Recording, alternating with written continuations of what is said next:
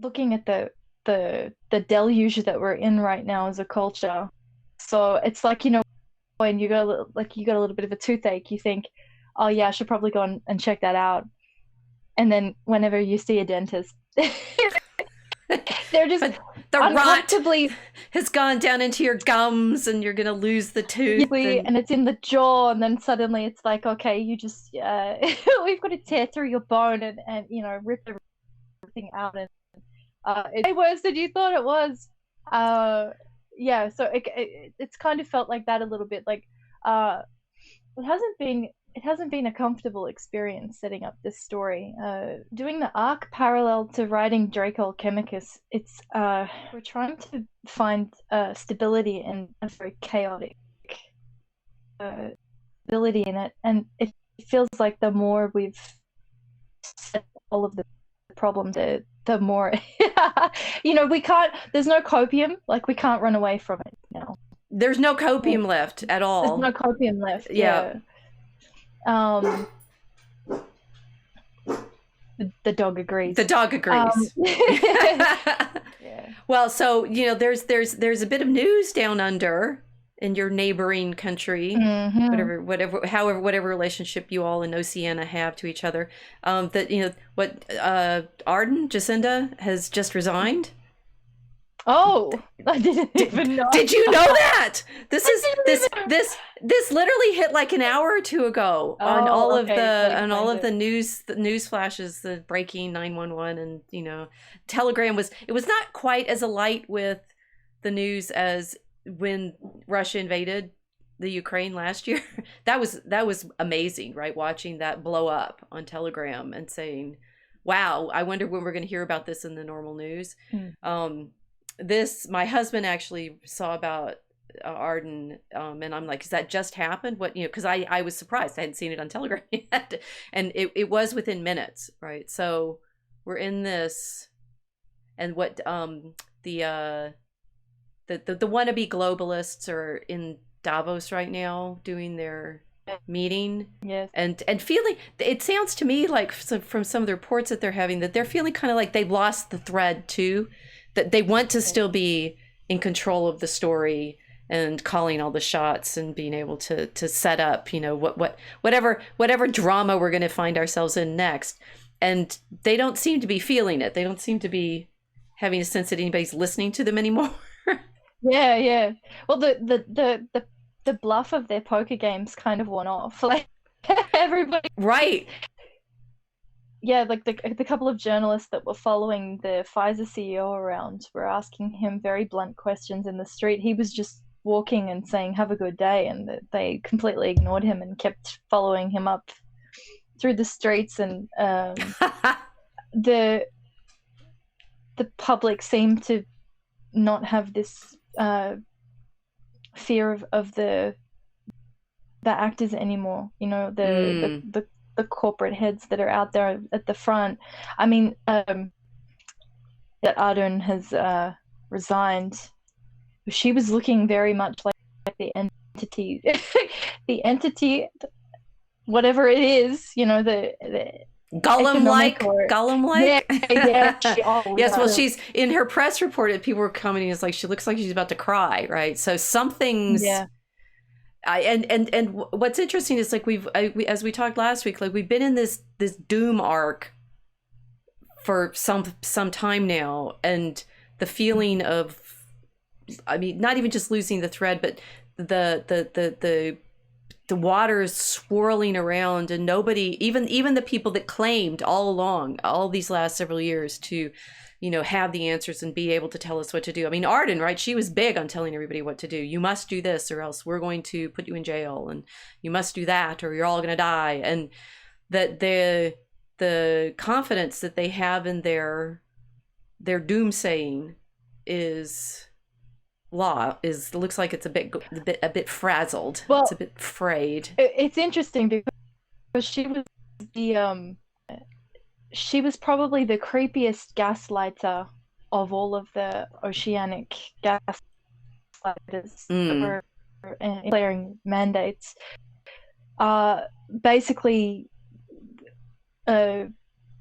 grinning ear to ear nonchalantly at the idea of locking New Zealanders out of polite society. Right. Absolute disregard for the fact that she was ruining people's lives.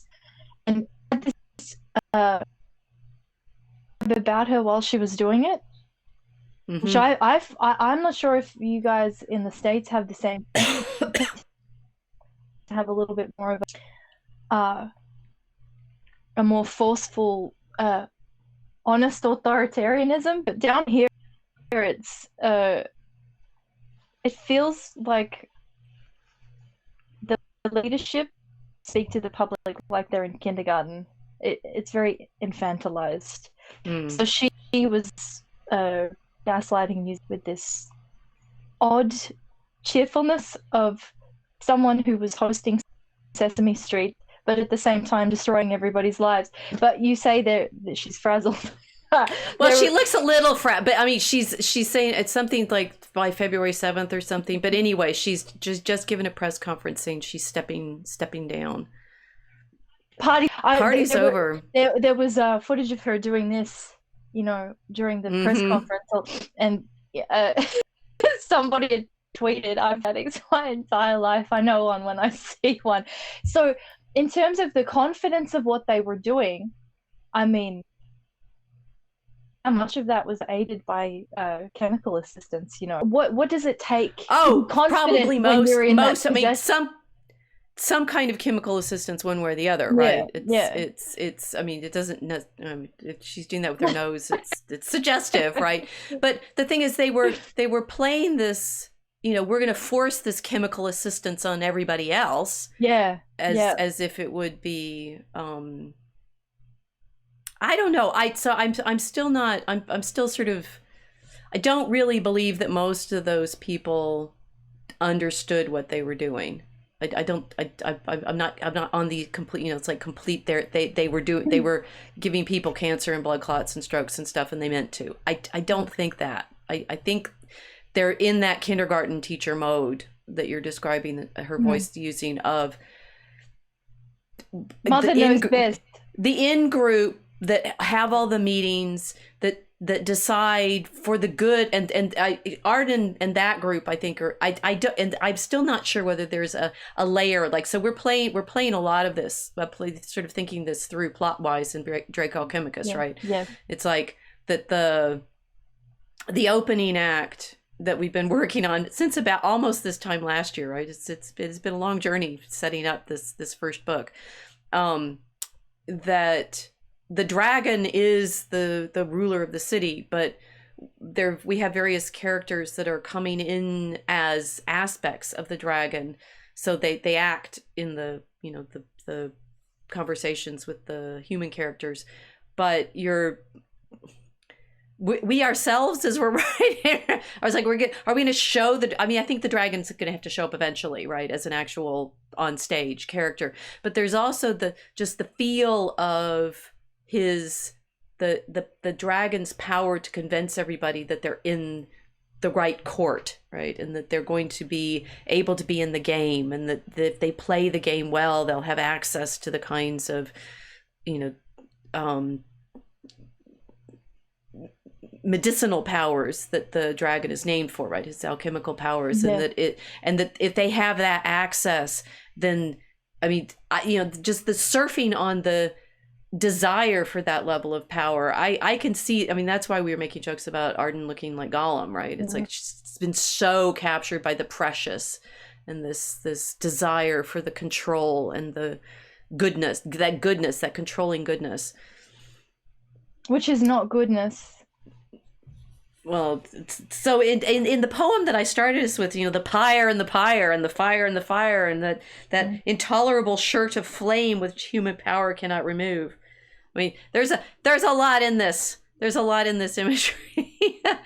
and I think also what I realized, kind of what we want to do in this episode, is help people understand. In my head now, I'm telling you now.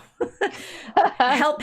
See, she tells me last. So, I tell you last. It was in my head earlier. That we've said that the Mosaic Arc is about, like, why poetry, why Christianity, why the Dragon Common Room. There is a why behind this journey that we've been working on, and that I realized what we've been doing. So as I said earlier, we've been putting together all these pieces, right? You need some sense of Christianity at this powerful mythological symbolic level that most people don't really talk about. I mean, even in the general, like, you know, online conversations, in my experience, there's layers and layers that we have yet to tap, right? Hopefully we can keep going, right? Because the inexhaustibility of the imagery that we are shown in scripture, I mean, it should be inexhaustible. This is God we're trying to have access to. And only so much of God has been revealed to us, and so only so much. But no matter what, I mean, the medieval commentators on scripture have this sense that it doesn't matter how many times you've read it, you're always going to be finding new connections and associations and revelations. It's so deep, right? So, you know, that we needed to sort of give people the beginning version of what would I say if I'm trying to show you what Bede reads or what Rupert of Deutz reads, right? When he's going into scripture and finding all these layers. And we needed to give some sketch of the history that we've been thinking about, you know, the history of the spice trade and the history of the empires and the history of, you know, modernity, you know, looking at things like the poets and the artists who start like just sticking their hands in the electric socket, this generate and yay, for example. And that all of that somehow in our minds, we were very, very clear about this, even if you all have maybe not understood where we were going. We did know where we were going, but we just needed to put all the pieces in there to finally show you maybe a little bit of it. Like, what is it we're trying to access through saying iambic, pentameter, or bust, right? This problem that we started in the Dragon Common Room several years ago, when I just had this insight, right? It wasn't even it wasn't a big plan. Like, I'm going to write epic poems with this group that I put together. There was nothing that clear in my sense of we've got to somehow deal with all of this in poetry, that we needed somehow to find the grounding for this energy that's flying all over the place. And I just had this, you know, sort of nudge, I guess. I mean, this for me is the way I would say, I hope not proudly, that Mary and the Spirit have worked with me in my life. It's like there's this ping, you sort of go, you're going to do this now. And you're like, yeah, I had these other things that I was thinking of doing, and I thought they were important and would like help my career. And the ping is just like, you're going to do this. You're going to do this. Yeah. And I'm like, I guess I'm setting up this Dragon Common Room. We're going to learn to scan because it really matters, right? It's everything hinges on the poetry. Why? Why does it all hinge on poetry? Why does everything hinge on our rediscovering or discovering or revealing or unveiling or building this new arc of symbol and language and sound and music? Because otherwise we're all going to drown. In the middle, not only in the middle of the way, but all the way in a dark wood, in a bramble, on the edge of a grimpen, where is no secure foothold, and menaced by monsters, fancy lights, risking enchantment. Do not let me hear of the wisdom of old men, but rather of their folly, their fear of fear and frenzy, their fear of possession, of belonging to another or to others or to God. The only wisdom we can hope to acquire is the wisdom of humility. Humility is endless. The houses are all gone under the sea. The dancers are all gone under the hill. Because when you read poetry, I sort of get a little bit drugged by it. You were sitting there drugged by my Eliot. Their fear of frenzy, their fear of possession, of belonging to another or to others or to God.